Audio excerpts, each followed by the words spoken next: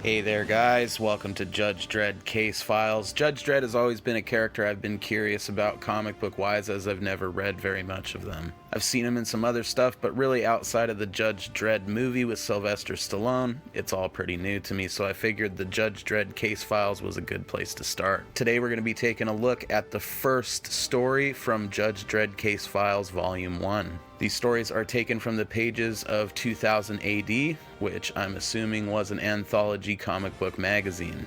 I would wager that Judge Dredd is probably the most well-known character from said magazine, though I can't say for sure as I'm not super familiar with it. In any case, our first story takes us to New York City in 2099 AD, where huge skyscrapers soar miles into the air. Small buildings like the Empire State are in ruins, and hideouts for vicious criminals. We have a gang of said criminals in said building waiting for a judge to come around the highway. They end up blowing away, hoping that it's Judge Dredd because he's the toughest of all the judges and the most feared, but it turns out it's Judge Alvin. So their leader, Whitey, takes his helmet, declares himself Judge Whitey, and sends the corpse of Judge Alvin back to headquarters, strapped onto the judge's bike with the autopilot engaged. The Grand Judge just wants to nuke the whole fucking building, but Judge Dredd basically says, no one's gonna respect the law if we can't handle shit when it gets hairy, so he decides to go back alone and avenge the death of Judge Alvin. He blows away the punks, captures Whitey, and sentences him to life imprisonment on Devil's Island, which is a huge traffic island stuck in the middle of a bunch of these high-tech highways where 200 fucking mile-an-hour semi-trucks are flying by on autopilot, and they're essentially stranded there to live out their days being tortured by the drone of these giant behemoths lumbering by.